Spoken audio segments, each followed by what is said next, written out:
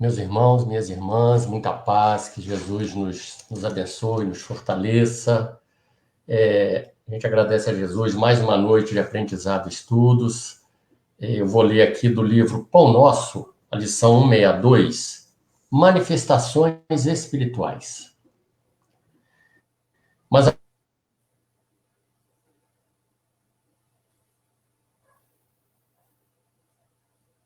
a manifestação do Espírito é dada a cada um para o que for útil. São palavras de... Com a revivescência do Cristo, verifica-se idêntica preocupação às que torturavam os aprendizes dos tempos apostólicos, no que se refere à mediunidade. A maioria dos trabalhadores na evangelização inquieta-se pelo desenvolvimento imediato de faculdades incipientes. Em determinados centros de serviço, exigem-se realizações superiores às possibilidades de que dispõem.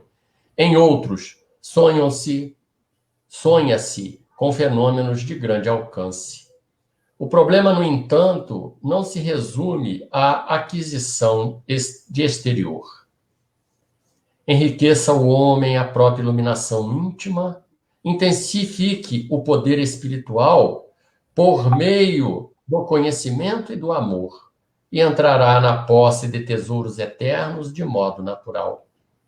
Muitos aprendizes desejariam ser grandes videntes ou admiráveis reveladores, embalados na perspectiva de superioridade. Mas não se abalançam nem mesmo a meditar no setor da conquista sublime. Inclinam-se aos proventos, mas não cogitam do esforço. Nesse sentido, é interessante recordar que Simão Pedro, cujo espírito se sentia tão bem com o mestre glorioso no Tabor, não suportou as angústias do amigo flagelado no Calvário. É justo que os discípulos pretendam o engrandecimento espiritual. Todavia, quem possua faculdade humilde, não a despreze, porque o irmão mais próximo seja detentor de qualidades mais expressivas. Trabalhe cada um com o material que lhe foi confiado, convicto de que o Supremo Senhor não atende no problema de manifestações espirituais conforme o capricho humano, mas sim de acordo com a utilidade geral. Vamos elevar o nosso pensamento, nosso sentimento a Deus, a Jesus, em agradecimento por mais uma noite bendita de aprendizado oferecido pela misericórdia de Jesus. Te agradecemos, Senhor, a bênção desta noite, a presença do nosso irmão Pedro, que irá nos brindar com a palestra nessa noite, trazendo, Senhor, do seu evangelho, dos seus ensinamentos, revelados pela doutrina espírita, as mensagens que tanto necessitamos. Abençoa-nos sempre o propósito de aprender, de crescer, de evoluir. Que seus mensageiros de luz possam estar conosco, nos abençoando, nos orientando na noite de hoje, incluindo o nosso irmão Pedrinho, para que ele nos traga, Senhor, a tua mensagem pura e cristalina, que há de nos elevar e de nos transformar. Que essas bênçãos que aqui são depositadas pelos seus mensageiros possam se espargir por toda a humanidade, levando paz, harmonia, reconforto a todos aqueles que sofrem mais do que nós. Possamos, assim, de coração agradecido pela bênção da noite bendita, iniciar, Senhor, essa palestra, esse trabalho em teu nome, em nome dos amigos espirituais que estão aqui conosco e, sobretudo, em nome de Deus. Muito obrigado, Jesus. Muita paz, meus irmãos. Que Jesus nos abençoe, nos fortaleça, hoje e sempre. Graças a Deus. Assim seja. Rapidamente, um aqui no comentário da página, nos chamando a atenção para que a gente não fique aí ansioso por querer coisas que às vezes a gente ainda não está capaz, né, de realizar. E se Deus concedesse de acordo, né, o dom espiritual de acordo com os nossos caprichos, com certeza a gente estava fadado ao insucesso, porque a gente não sabe nem o que pede, né? A gente não sabe como se colocar, porque nós já temos o que precisamos e o que temos necessidade. Muitas das vezes a gente não quer realizar esse pouco que é o nosso necessário. Então, Emmanuel, né, para encurtar, nos chama, tem muita coisa aqui, mas nos chama a atenção disso, né? Para que a gente se contente e realize o trabalho que a gente tem as condições, porque Deus sabe mais do que nós, né? Então, coloca em nossas mãos aquilo que a gente tem a capacidade de realizar. E mesmo assim, quantos de nós não falham naquilo que a gente traz para ser realizado aqui no mundo material? Então, que a gente se contente, que a gente realmente possa desempenhar as nossas tarefas, por mais humilde que seja, com honra e dignidade. É isso que Deus e Jesus espera de nós, né? Então, meus irmãos, é um prazer ter o nosso irmão Pedro Lacerda, do Centro Espírita Irmã Sheila, que vai nos trazer essa mensagem bendita, que é questão da identidade... Natureza. E sobre a identidade, natureza e identidade dos espíritos. Olha só que tema interessantíssimo, né? Para todos nós. Então, eu vou deixá-los com o nosso irmão, para que ele transmita para nós essa mensagem, tá bom? Então, nós vamos iniciar aqui.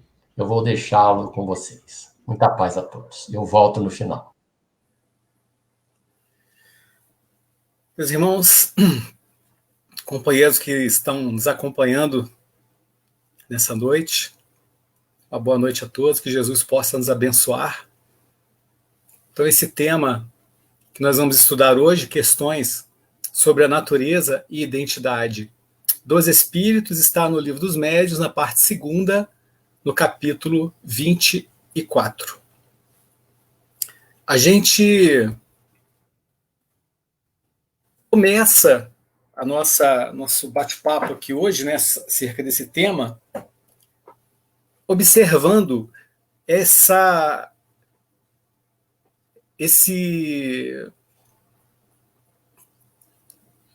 parte fundamental da doutrina espírita, né, que é a comunicabilidade dos espíritos com os homens. Então, a gente está tratando aí de um daqueles fundamentos, né, principais da doutrina espírita, que é a comunicabilidade dos espíritos com os homens.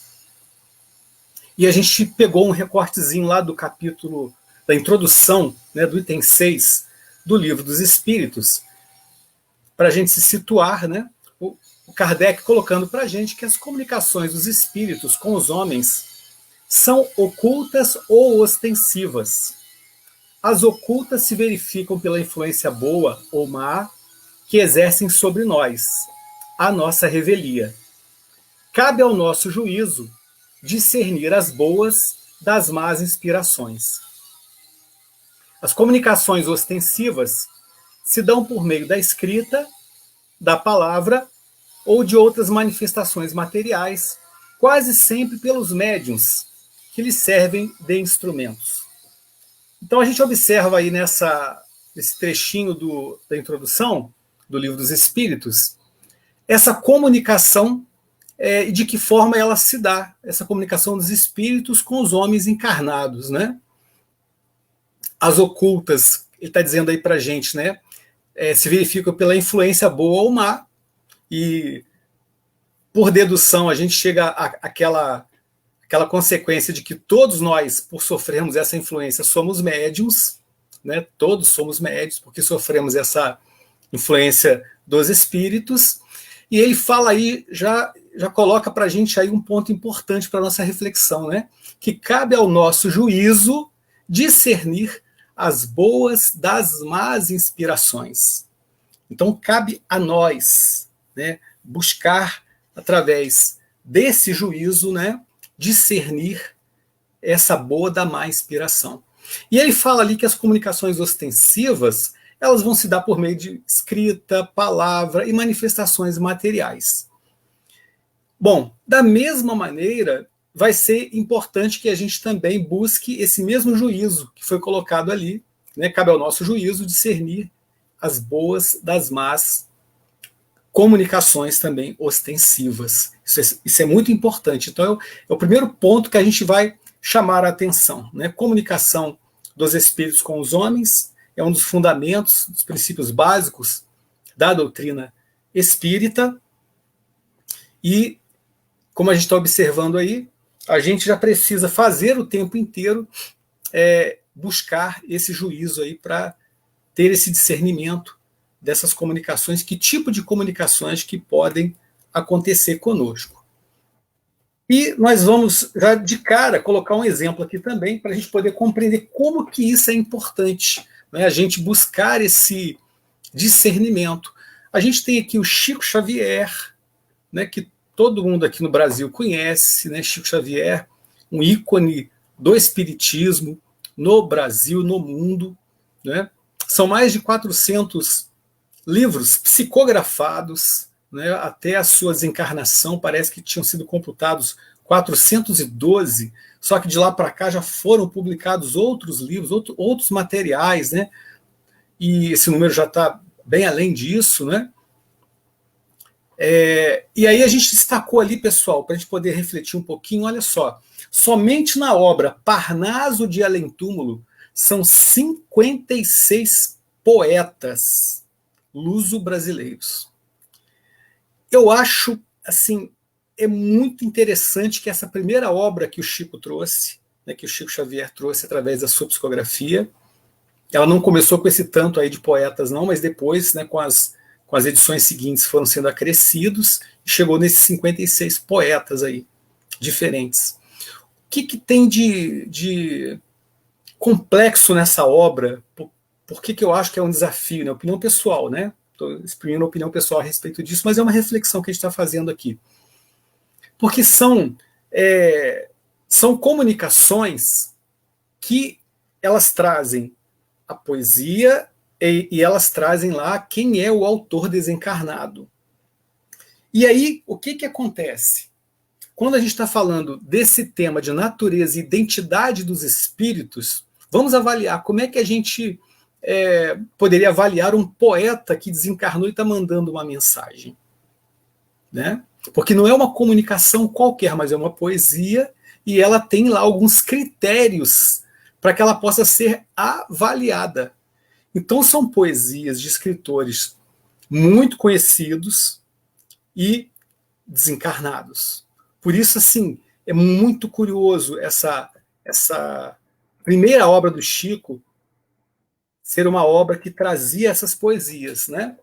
E aí eu destaquei aqui algumas análises que foram feitas dessa obra.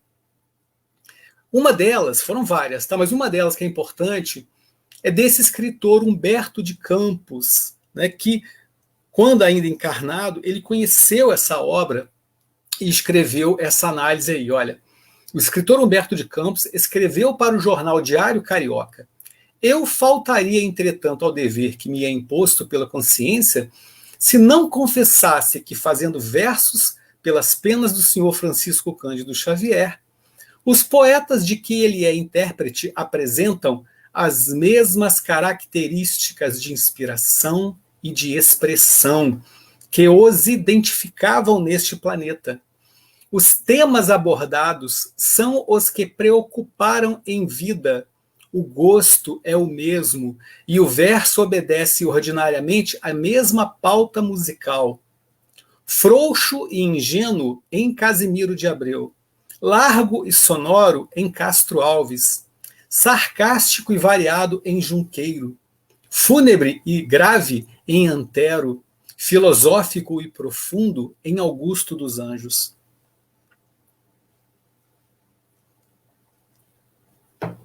Vejamos, é uma análise feita por um especialista, né? Um homem entendedor de letras.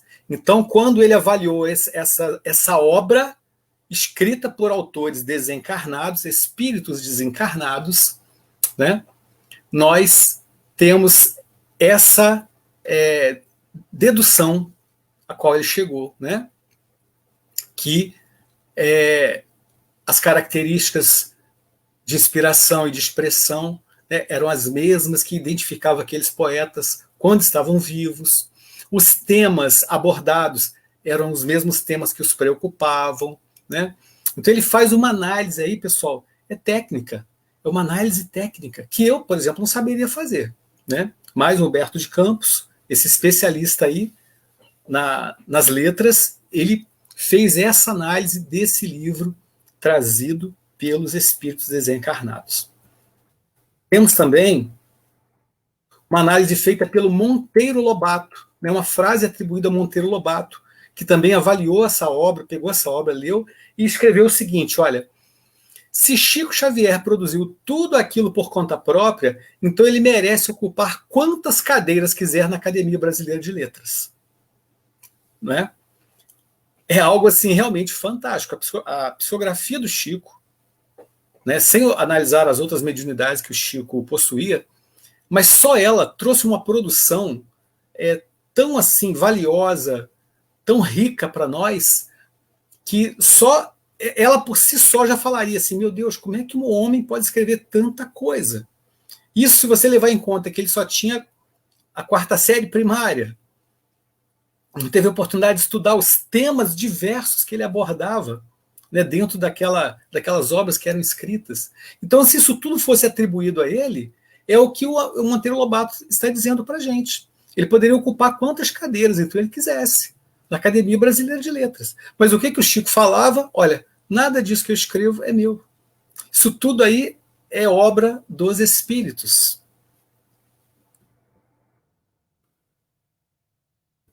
Temos também um livro aí que a gente destacou para esse nosso início de conversa, que é muito interessante, um livro também muito importante, né, na nossa literatura espírita, o livro Memórias de um Suicida. E a gente colocou 2 pontos aí importantes. Olha, esse livro ele ficou aproximadamente 2 décadas para ser publicado. Né? A autora dele, a médium que o escreveu, né, Ivone do Amaral Pereira, ela começa a escrever esse livro na sua juventude. E aproximadamente 20 anos depois é que esse livro vai ser publicado. Esse livro ele foi revisado por Leon Denis, que da espiritualidade, do mundo espiritual, auxiliou para poder fazer com que a obra ela pudesse trazer para nós conteúdos doutrinários, esclarecendo toda essa problemática do suicídio, das suas consequências. Então, por que eu estou colocando esse exemplo aqui para nós? É para a gente poder avaliar que no momento em que a gente já sabe que comunicabilidade com o mundo espiritual é um dos princípios básicos da doutrina, que nós espíritas, além de estudarmos isso aí, as casas espíritas também praticam mediunidade, e os espíritos também se comunicam, e que se comunicam o tempo inteiro pelas influências, né, como a gente viu lá no primeiro slide, lá falando dessa comunicação que é mais velada, né, que é uma influência que a gente nem percebe muitas vezes, e que nós precisamos discernir, né, através desse juízo. Mas aqui para destacar para a gente que o trabalho que uma obra dessa, né, dá para aqueles que se propõem a ter um conteúdo, né, trazer um conteúdo para o leitor no final das contas, aquele que vai beber nessa fonte, né, que sejam conteúdos de pureza, de utilidade.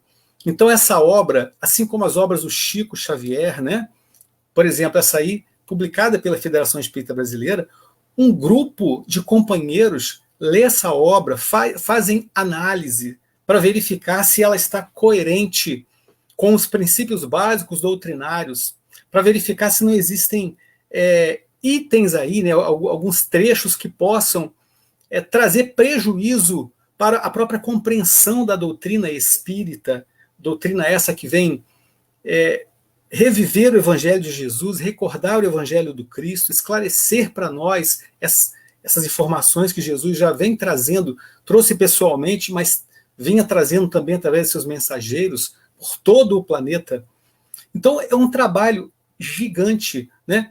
A gente colocou ali que, voltando aqui no slide do Chico Xavier lá no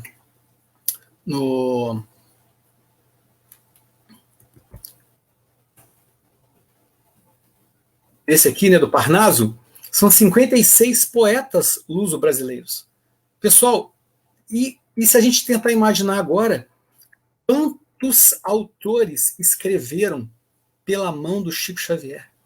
Quantos autores espirituais, espíritos desencarnados, que trouxeram a mensagem através da mediunidade do Chico Xavier? Então, tudo que a gente vai falar aqui hoje está relacionado a esse trabalho sério, esse trabalho importante da gente compreender que tudo que vem para nós aqui, né, esse telefone que toca de lá para cá e que traz para a gente essas mensagens, essas comunicações, né, tudo isso tem que passar por um crivo, tem que passar por análise, para que a gente possa, se for, por exemplo, publicar, se for, por exemplo, transformar isso num texto, numa obra, num livro, né, tem que ter muita responsabilidade. Então, nós, como espíritas, precisamos estar atentos a tudo que a gente vai conversar aqui hoje e muito mais. Esse capítulo, né, do Livro dos Médiuns é um capítulo muito extenso, é um capítulo que merece ser estudado, né, não só em 45 minutos, em 50 minutos, que a gente vai falar de tudo o que está contemplado lá. Mas a gente, pelo menos, deseja hoje aqui despertar o interesse para essa temática, para que nós, compreendendo essa temática, possamos lidar com responsabilidade no nosso dia a dia, não só na tarefa mediúnica, mas também como leitores críticos de todas as mensagens que nos chegam hoje. A gente vive um momento, né? A gente vai encontrar vários companheiros do movimento espírita, Raul Teixeira, vamos encontrar Divaldo, né, tratando desse assunto com muita preocupação. A gente encontra muita literatura que se diz espírita, mas será que aqueles conteúdos ali são realmente espíritas? Será que houve uma análise com seriedade, com profundidade, para que aquele livro pudesse ser, então, colocado à disposição do público? Porque a gente precisa ter muita cautela, né? Kardec já falou lá atrás para a gente que era melhor que a gente rejeitasse várias verdades a aceitar uma mentira ali colocada no meio, tá certo? Então a gente vai lembrar também de um trecho desse filme, que é o filme sobre a vida do Chico Xavier, né? Imagino que todos que estão aqui assistindo nossa exposição hoje devem ter acessado esse filme também, né? Já devem ter assistido. Eu me emociono todas as vezes que eu assisto esse filme sobre a vida do Chico, e eu queria me referir a um momento desse filme, quando a gente encontra a Cristiane Torlone e o Tony Ramos, né? São os dois atores que representaram esse casal que, dentro da história, que retrata uma história verdadeira, uma história que aconteceu realmente, né? Eles estavam muito sofridos por conta do filho desencarnado. E o filho desencarnou por um disparo de arma de fogo,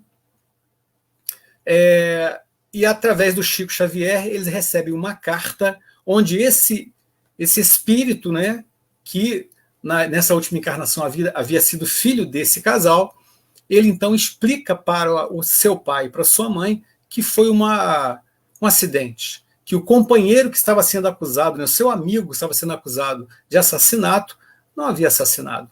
Foi uma brincadeira que acabou trazendo uma tragédia, né?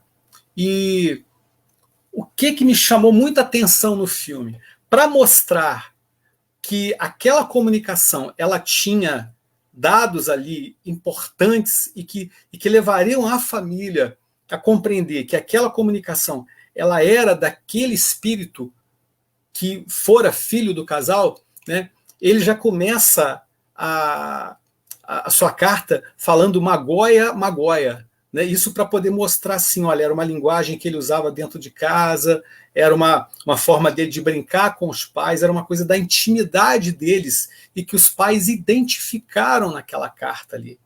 Né? Isso na história real, né? Porque isso aí foi uma representação do que aconteceu na realidade, isso valeu, essa carta, ela foi colocada nesse processo, né? Foi inserida lá nesse processo, e ela ajudou a fazer com que o rapaz, né, que estava sendo acusado de homicídio, ele pudesse então ser absolvido. O juiz acatou, aceitou aquela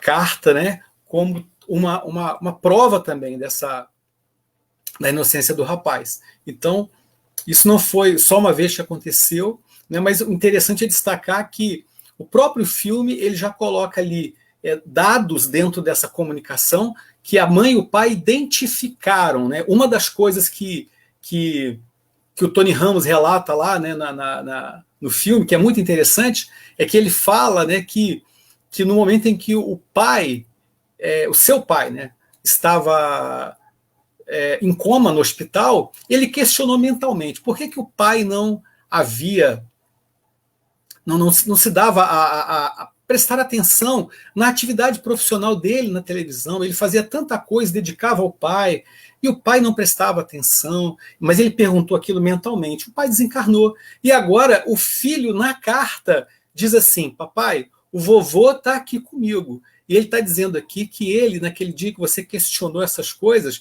ele queria te responder, que ele assistia sim os seus programas em casa, mas ele queria falar e o corpo não atendia a esses comandos do espírito, né, porque ele já estava realmente desencarnando. Então era uma coisa da intimidade daquele espírito, né? Era algo que ele não havia contado para ninguém e que naquela carta estava sendo revelado. Então esses detalhes das comunicações eles são muito importantes. Por isso é que nós vamos encontrar aí nesse capítulo 24, né, do Livro dos Médiuns, na parte 2ª do Livro dos Médiuns, essa informação. Vejam bem, olha, os espíritos dão espontaneamente provas irrecusáveis de sua identidade, por seus caracteres que se revelam na linguagem de que usam, pelo emprego das palavras que lhes eram familiares, pela citação de certos fatos, de particularidades de suas vidas, às vezes desconhecidas dos assistentes, e cuja exatidão se pode verificar. As provas de identidade ressaltam, além disso, de um sem número de circunstâncias imprevistas, que nem sempre se apresentam na primeira ocasião, mas que surgem com a continuação das manifestações. Convém, pois, esperá-las sem as provocar, observando-se cuidadosamente todas as que possam decorrer da natureza das comunicações. Então a gente observa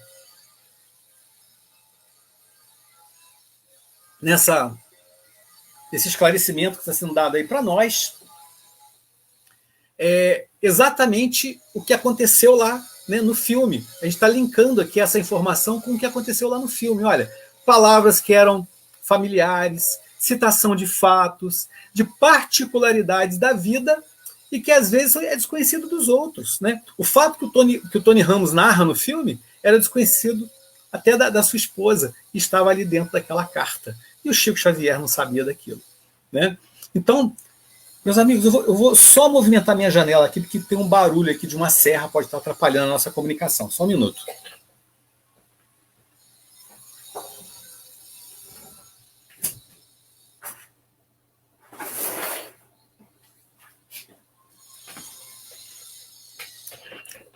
Vamos ver se tem melhorado um pouquinho.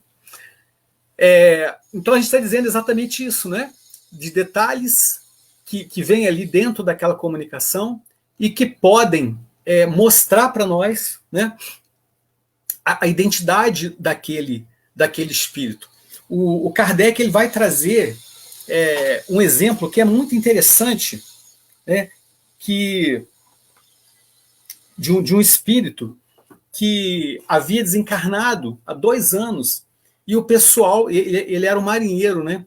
Então ele diz lá que que eles estão fazendo uma evocação de espíritos, e através da movimentação das mesas, nas batidas que vão formando o vocabulário, o espírito que se manifesta, ele se identifica como aquele marinheiro que havia desencarnado, e ele pede para que alguém pague lá uma quantia de dinheiro que ele devia ao capitão. E aí nem o capitão se lembrava daquilo. Ele falou assim, mas será que ele me devia? Aí ele foi buscar lá nas anotações dele e verificou que realmente aquele espírito falava a verdade, né? Então eles conseguiram perceber naquela comunicação detalhes, né, como está sendo colocado aí para nós, particularidades da vida, que acabavam de trazer essa comprovação da identidade daquele espírito. Mas o Kardec fala para nós, lá no Livro dos Médiuns, né, com as orientações que os espíritos dão, ele fala assim, olha, que nós precisamos desconfiar de nomes singulares e ridículos, porque muitos desses nomes que são trazidos para nós, né, em se tratando da identidade desses espíritos, são nomes que querem, no fundo, apenas impressionar, né? Então, às vezes, o espírito se coloca com um nome, né, que ele sabe que vai, de alguma forma, impressionar aqueles que estão ouvindo. Então, olha, desconfiar, né?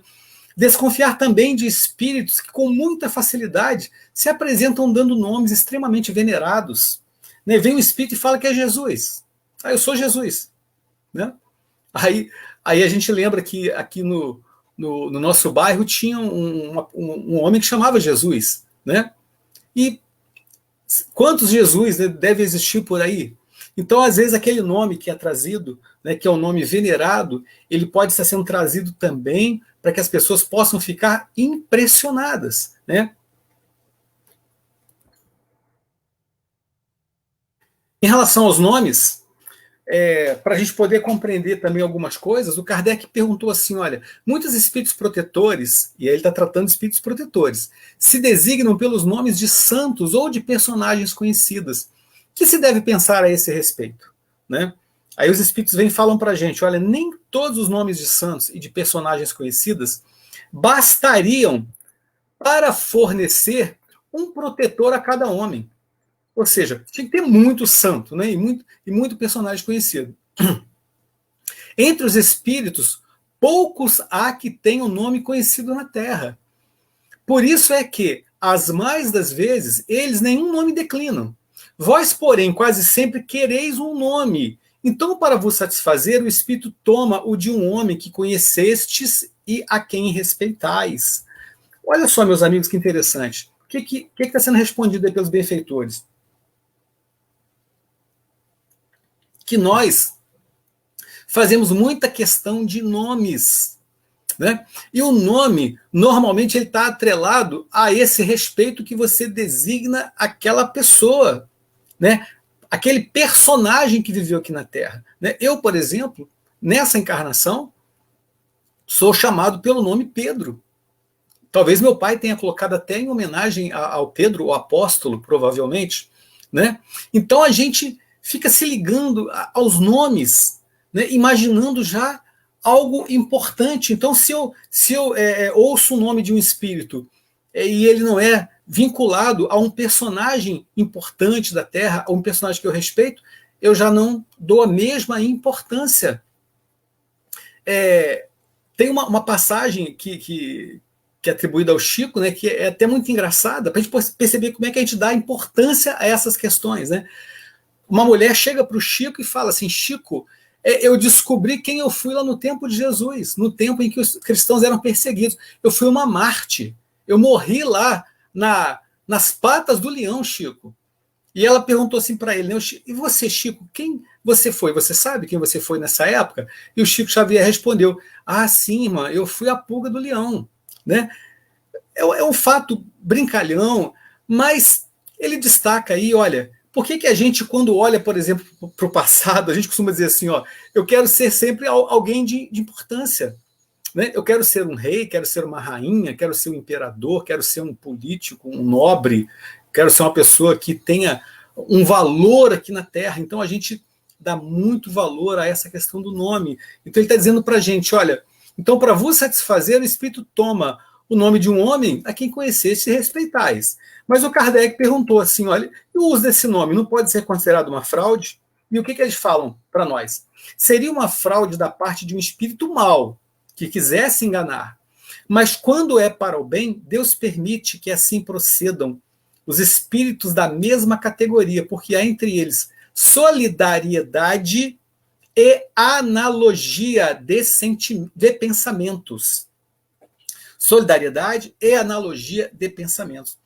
Então, quando o Kardec pega esse trecho aí e ele vai abrindo para nós, ele vai mostrando que os espíritos benfeitores, eles não se ligam no nome. Eles não estão preocupados com o nome que eles vão trazer para nós. E, da mesma forma que está sendo colocado aí para a gente que existe essa analogia, né, de pensamentos e existe essa solidariedade, ele vai comparar como que aqui na Terra existem homens que conseguem administrar, por exemplo, a vida material de muita gente, auxiliando muitas pessoas, muitas, né? Então os espíritos conseguem irradiar uma teia, vamos dizer assim, de proteção para muita gente, né? E eles se fazem representar por espíritos que são da mesma categoria. Isso é um dos pontos que é interessante a gente perceber, né? Então nós vamos encontrar, por exemplo, eu participo do Centro Espírita Irmã Sheila, e nós temos a nossa mentora espiritual como Sheila, mas quantas casas espíritas no Brasil não tem como mentora espiritual o espírito Sheila? São muitas casas. E com certeza a Sheila tem os seus trabalhadores que estão aí atendendo a todas essas casas. Sheila é uma trabalhadora de Jesus. Bom, vamos seguir para a gente poder compreender um pouquinho mais essa questão. Está lá no Livro dos Médiuns, tá? Bom, aí a gente tem uma passagem de João, onde ele diz para a gente assim: amados, não creiam em qualquer espírito, mas examinem os espíritos para ver se eles procedem de Deus, porque muitos falsos profetas têm saído pelo mundo. Então João traz para a gente, olha, o ponto-chave dessa questão. Nós precisamos examinar. Então, se eu tenho uma página, por exemplo, que foi trazida, e hoje a gente tem aí o momento das redes sociais, né? Nós temos o Facebook, nós temos o WhatsApp e outros recursos, onde as mensagens são passadas, pessoal, à torta e à direita, a todo momento a gente recebe mensagem atribuída ao Chico Xavier, atribuída a Bezerra de Menezes, né? Atribuída à Irmã Sheila. Vamos fazer o quê? Examinar. O nome não é o mais importante, né? Vamos lá. Olha o que Jesus falou para a gente. A árvore boa não pode dar frutos ruins, nem a árvore ruim produzir frutos bons. Está no Evangelho de Mateus. Então isso aí, olha, é fundamental para que a gente possa caminhar dentro desse estudo. O Kardec, ele coloca também logo no início desse capítulo, olha, todavia em muitos casos a identidade absoluta não passa de questão secundária e sem importância real. Uma questão secundária e sem importância real. E a gente vai avaliar a partir de agora. Por que ele fala dessa maneira aí para a gente? Olha, porque ele vai dizer para nós a natureza, né? Ou seja, essa natureza dos espíritos tem a ver com a essência. Isso sim é fundamental, né? Se eu der muita importância ao nome, eu dou muita importância ao nome, né? Então, a mensagem é do Chico Xavier. Aí a mensagem vem e eu não faço nenhuma análise. É o Chico, está assinando ali, é o Chico, né? Eu tenho que ter preocupação com a essência. Então, em se tratando da essência, da natureza dos espíritos, né? O critério, segundo Kardec, é o bom senso. Ou seja, vamos admitir que absurdos não podem vir de espíritos superiores. E aí, pessoal, a gente precisa ir lá no Livro dos Espíritos e a gente tem que dar uma estudada naquelas ordens lá, né, na escala espírita. E aí a gente observa que nessa escala espírita a gente vai encontrar, olha, na terceira ordem, espíritos imperfeitos. Quais são os caracteres gerais desses espíritos imperfeitos? Predominância da matéria sobre o espírito. propensão para o mal, ignorância, orgulho, egoísmo e todas as paixões que lhes são consequentes. Propensão para o mal, ignorância, orgulho, egoísmo. E aí, quando ele vai falar para a gente dos bons espíritos, que são os espíritos da segunda ordem, e vai trazer o livro dos espíritos para nós, essa informação, que esses bons espíritos têm como características gerais a predominância do espírito sobre a matéria, o desejo do bem. Suas qualidades e poderes para o bem estão em relação com o grau de adiantamento que hajam alcançado. Uns têm a ciência, outros a sabedoria e a bondade. Então, predominância do espírito sobre a matéria, desejo do bem. Suas qualidades estão em relação com o grau de adiantamento que hajam alcançado. Ele vai falar também, né, da primeira ordem, que são os espíritos puros, que não têm nenhuma influência da matéria, superioridade intelectual e moral absoluta com relação aos espíritos das outras ordens. Então, olha só, critério: absurdo não pode vir de espírito superior, né? O desejo do bem. Então a gente começa a avaliar aquela mensagem que está chegando para a gente poder perceber assim, se tiver um absurdo, opa, não deve ser de um espírito aí dessa categoria dos espíritos bons, né? Sua linguagem e ações. Os bons espíritos só dizem e fazem o bem. Só dizem e fazem o que é bom, né? Aí a gente tem que começar a compreender, nós precisamos estudar o tempo inteiro para compreender o que realmente é o bem, né? A gente vai encontrar na obra do André Luiz uma definição que é muito interessante, que o bem, perdão, o mal, ele é o bem para mim. E o bem é o bem para todos. Olha, o mal é o bem só para mim. Só para mim, né? E o bem de verdade, ele é o bem para todos. Aí a gente começa a perceber assim, que os espíritos, os bons espíritos, só dizem e fazem o bem, aquilo que é bom para todos. Não é só aquilo que eu quero ouvir. Eu não posso me enganar nesse sentido. Os espíritos bons têm linguagem digna, nobre, elevada, simplicidade e modéstia, né? Linguagem digna, nobre, elevada, não quer dizer que essa linguagem ela é rebuscada, não. Eles estão falando de linguagem que é nobre e elevada. Ela pode ser simples, porque ali também está aplicando a simplicidade e a modéstia. Eles são modestos, os espíritos bons. Os espíritos inferiores já são caracterizados pela baixeza, pela pretensão, pela arrogância, né? Então, quem já trabalha em sala mediúnica, é muito comum a gente se encontrar com espíritos inferiores, pessoal. Espíritos, né, que, como a gente leu aí agora dentro da escala espírita, espíritos que estão enquadrados nessa terceira ordem, né, espíritos imperfeitos, predominância da matéria, propensão para o mal, ignorância, orgulho, egoísmo e as paixões que lhes são consequentes. Olha, muito comum a gente se deparar com esse tipo de entidade. Quem já leu o livro Em Serviço Mediúnico vai encontrar lá o Raul, através da mediunidade do Raul, o espírito Hans Wig falando assim, olha, que tem hora que a gente se questiona, né? Por que na mediúnica só passa espírito adoecido, espírito sofredor? Porque ali funciona como um hospital. E a gente tentando ajudar esses companheiros aí. E muitos de nós estamos, né, com certeza, olhando essas características desses espíritos, pessoal. Temos muito desses problemas ainda em nós também. Mas a gente vai se ajudando, né? Os bons espíritos só dizem o que sabem. Agora, os maus, né, falam de tudo. Falam do que não sabem. Os bons espíritos têm a humildade de dizer assim, olha, quando não sabem, olha, esse assunto eu ainda não tenho, eu não domino, né? Então, eles só falam daquilo que eles sabem. Os espíritos levianos gostam de predizer o futuro e precisar fatos materiais, né?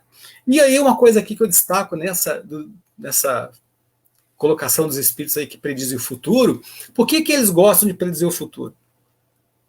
É porque tem gente que gosta de saber o futuro, né? A gente gosta de buscar, através da mediunidade, essas informações. E eles estão lá para nos dizer o que vai acontecer, né? Precisam fatos materiais, detalhes, hora, minuto, segundo de quando vai acontecer aquilo. Isso não é característica de espírito bom. Os bons espíritos aconselham, nunca ordenam, né? Quando a gente estuda lá os anjos da guarda, a gente vai compreender, né, que os nossos mentores espirituais, eles nos aconselham. Eles não ordenam para que a gente siga o caminho do bem. E se a gente não quer seguir, o que eles fazem? Eles nos deixam à vontade. Então, a gente segue o nosso caminho. Agora, os espíritos imperfeitos, os maus, eles são imperiosos, né? É na base da ordem. É diferente. Os espíritos maus, eles lisonjeiam, estimulam o orgulho. Estimulam o orgulho em nós aqui encarnados. E já os benfeitores, eles não fazem isso. Não fazem isso, né? Acompanhando a vida do Chico Xavier.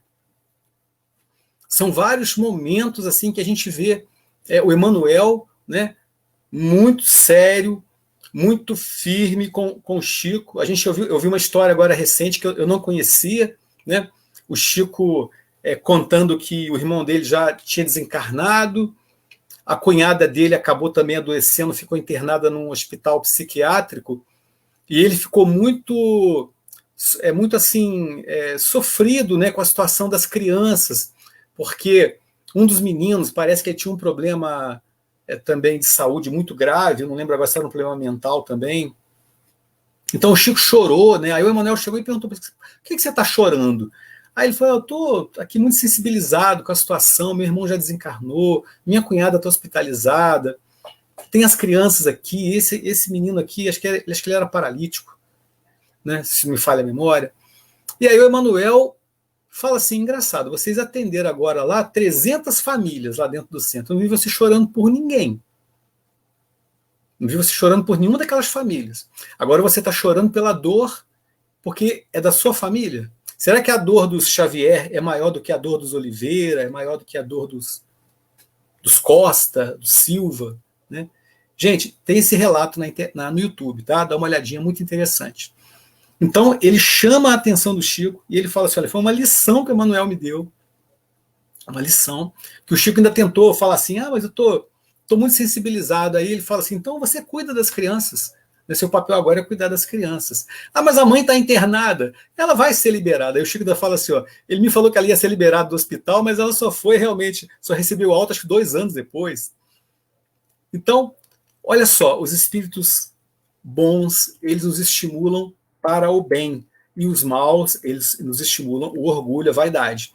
Os bons espíritos se aconselham com finalidade séria e útil. Ou seja, se eles nos derem alguma dica, né, com certeza vai ser uma dica que vai valer para todo mundo, né? Sigam Jesus, estudem o Evangelho. É uma dica para todo mundo. E olha, é uma coisa boa e útil.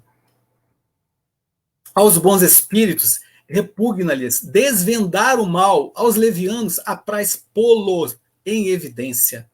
Ou seja, enquanto alguns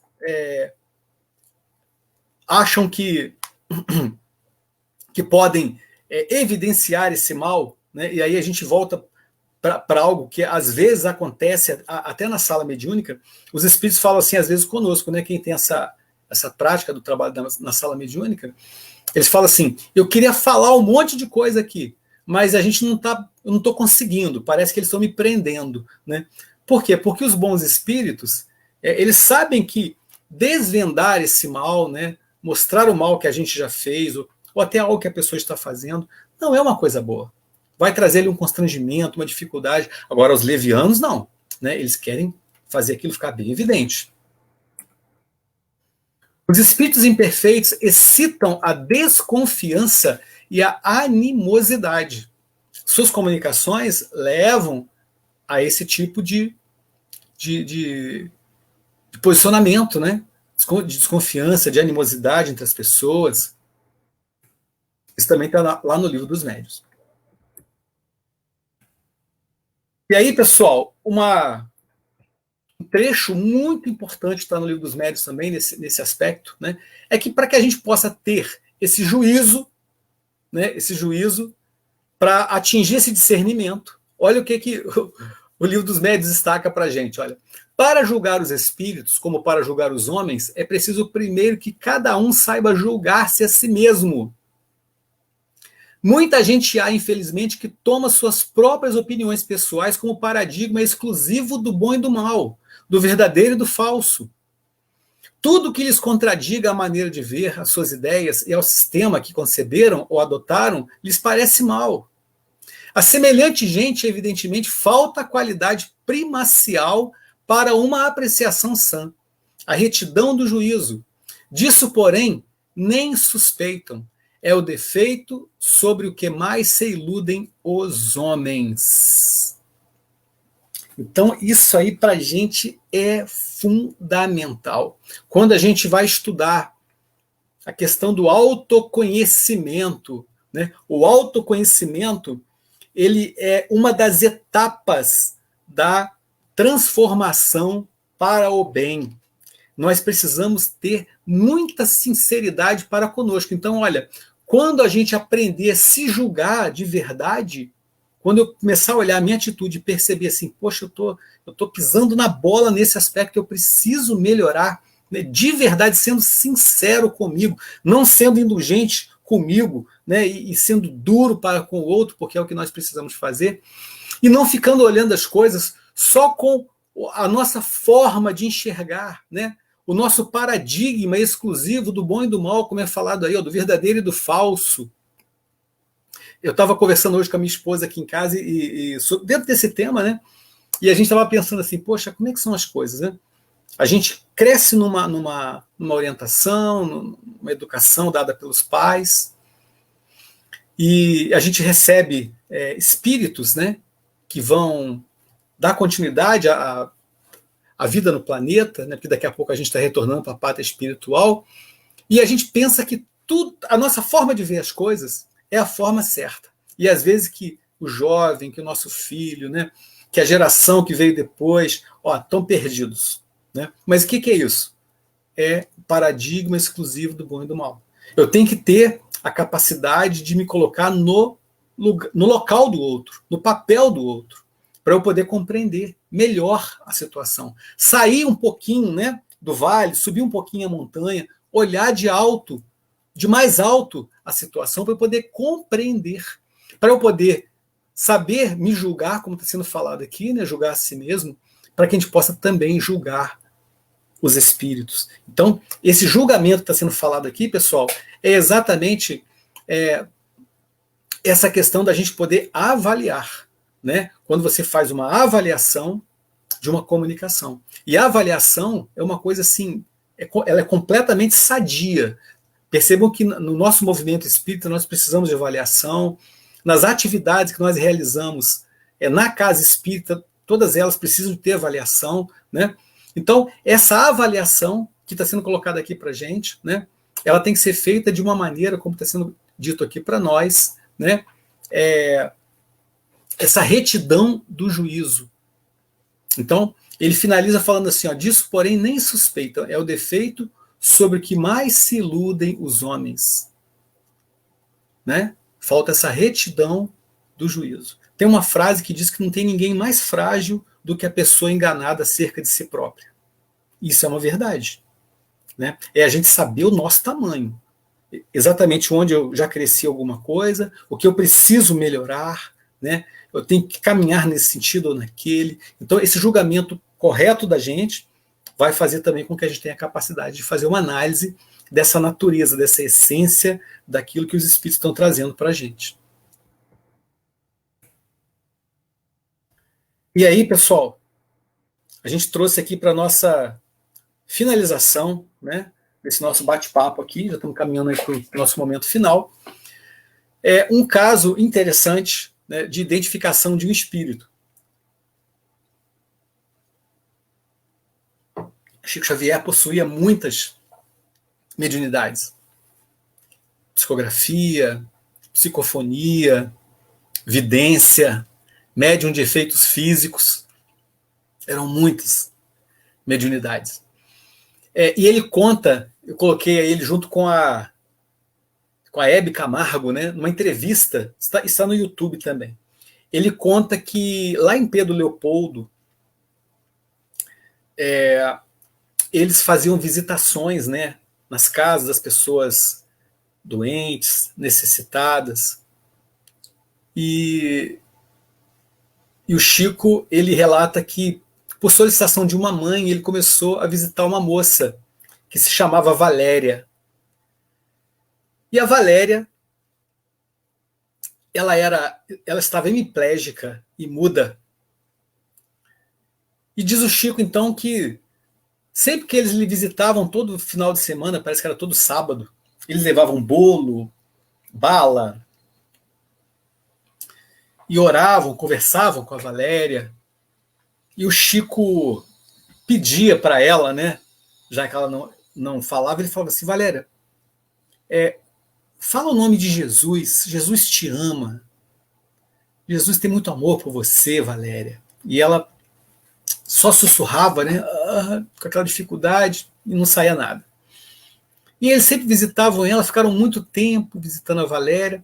Aconteceu que a Valéria agravou seu estado de saúde. Parece que ela teve uma pneumonia. E aí o Chico procurou a mãe dela e falou: mas ela já está sendo tratada? Sim, ela está recebendo a medicação, antibiótico. Né? E eles começaram a visitar a Valéria todos os dias, dando passe nela, né, fazendo oração. E a Valéria com a saúde bastante debilitada. E aí o Chico, num determinado dia, ele novamente insistiu com ela, né? Valéria, Jesus te ama muito. Fala o nome de Jesus, fala, Valéria. E a Valéria então falou assim, olha, com muito esforço, né? E Josuso. Josuso. E o Chico conta que ele ficou muito feliz e falou: oh, meu Deus, que bom, a Valéria conseguiu falar.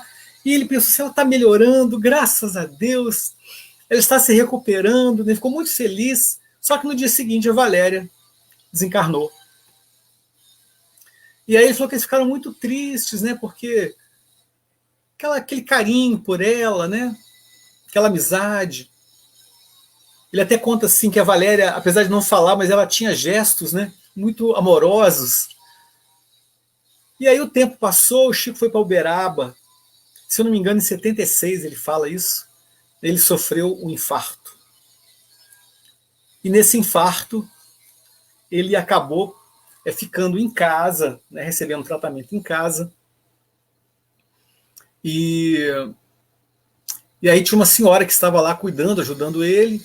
E ele comentou com ela assim: olha, quando eu estiver conversando aqui com alguém, a senhora pode ficar tranquila, porque é alguém, né, é um espírito que está aqui conversando comigo. A senhora não vai ver ninguém, mas eu não tô perturbado não, tá? Eu estou aqui batendo um papo com a espiritualidade, né? Então o Chico falou que de vez em quando vinha um espírito, visitava ele, conversava e tal. Até que um dia chegou, e ele se recuperando, né, depois de ter sofrido esse infarto, diz ele que sentia muita dor no peito. Chegou uma moça muito bonita, uma jovem muito bela, né? E aí ele falou assim: pode entrar, pode se sentar, né? Desencarnada, né? Um espírito desencarnado. E ele falou com ela: pode se sentar. E ela então se sentou. E ele falou assim: eu não estou lembrando o nome da senhora, só me desculpe. E ela falou assim para ele: ah, mas você vai ter que se lembrar. E ele falou assim: ah, mas eu estou com a memória meio estragada, porque eu estou meio doente, os médicos pediram para eu não fazer muito esforço. Então, se a senhora puder falar para mim, ela: não vou falar não. Aí o Chico pediu assim: então fala o nome do sobrenome da família, porque aí eu vou lembrar. Porque eu sou lá de Pedro Leopoldo. E então fala o sobrenome da família que eu vou lembrar. De Pedro Leopoldo, eu vou lembrar sim. E ela falou assim: não vou falar o sobrenome, não. Vou falar uma palavra só e você vai lembrar quem eu sou. E então fala essa palavra. E ela falou assim: Josuso. Josuso. E ele lembrou, Valéria, Valéria, você, Valéria. Ele fica muito emocionado nessa história. E ele conta que a Valéria foi lá, colocou a mão no peito dele e a dor passou na hora. Né? A dor passou na hora. O que eu achei esse caso interessante, pessoal? Para a gente poder fechar nosso bate-papo aqui.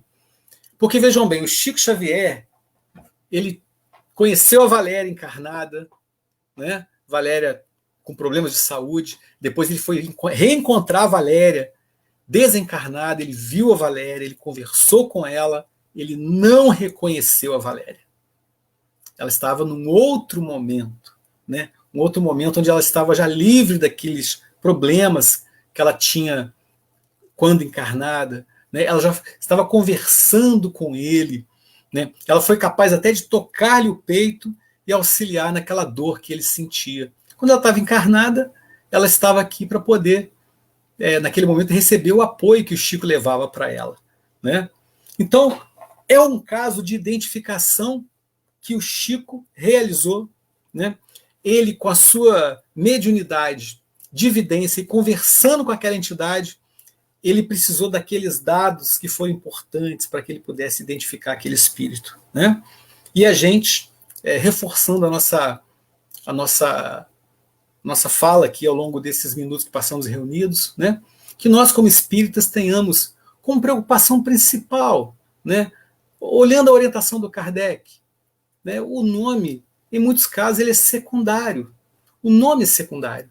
Mas vamos avaliar a fala, a mensagem, a essência, aquilo que os espíritos trazem para nós nas suas comunicações.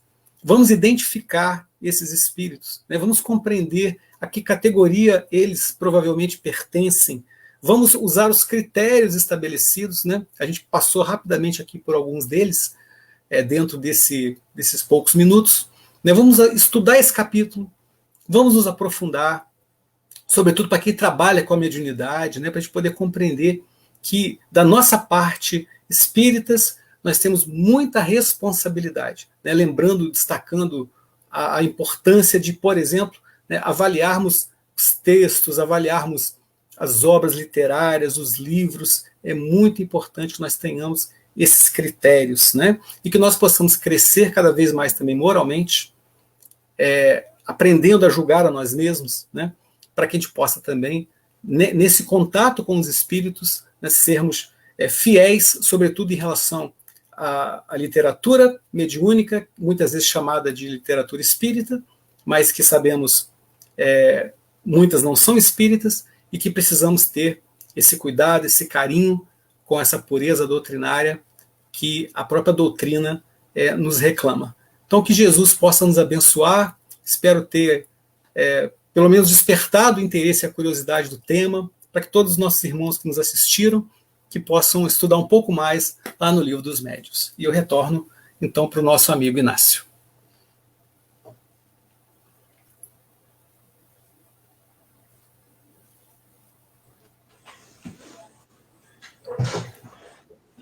Voltamos, né? Agradecendo ao Pedrinho com essas informações valiosíssimas, né? Nos relembrando, porque a gente estuda, mas com o tempo a gente acaba perdendo, né, a lembrança, né, viva na memória. Então é muito bom que a gente relembre essas informações, porque são informações que a gente não pode esquecer nunca, né? Principalmente a gente que lida com sala mediúnica. Então eu agradeço muito ao Pedrinho, que Jesus te abençoe, fortaleça, né, para a gente continuar aí. É um prazer enorme você estar conosco. E para encerrar, vou pedir para você fazer a prece final, tá bom, Pedro? Faz favor, pode fazer e encerrar a reunião. Tá ok. Jesus, obrigado por mais esta oportunidade, obrigado por mais esse dia de trabalho, de estudo, de boas realizações, que o Senhor possa envolver cada lar representado aqui pelos companheiros que nos assistem, que possam, através desta oração, sentir seu amor, sua luz, e que possam aurir mais energia, mais coragem, mais força para prosseguirmos nas nossas tarefas. Envolva, Jesus, também nosso planeta e todos aqueles que estão sofrendo nesse momento de pandemia, as famílias que tiveram seus entes queridos retornando à pátria espiritual, aqueles que estão adoecidos, aqueles que estão passando por problemas também relativos à economia do lar, à subsistência. Que nós possamos dar as mãos, Senhor Jesus, e fazer o que estiver ao nosso alcance para podermos auxiliar também a todos os que precisam. Que a tua paz permaneça em nossos corações, agora e sempre. Graças a Deus. Graças a Deus. Sim, seja. Mais uma vez, Pedrinho, muito obrigado. Aí quero lembrar, quarta-feira eu estarei falando sobre o dever, né, do Evangelho. Então, estamos todos convidados aí para a gente estudar um pouquinho. Muita paz a todos, até quarta-feira. Pedrinho, muito obrigado, tá? Eu que agradeço, Inácio. Com Deus. Falou, fica com Deus. Tchau. Tchau, tchau.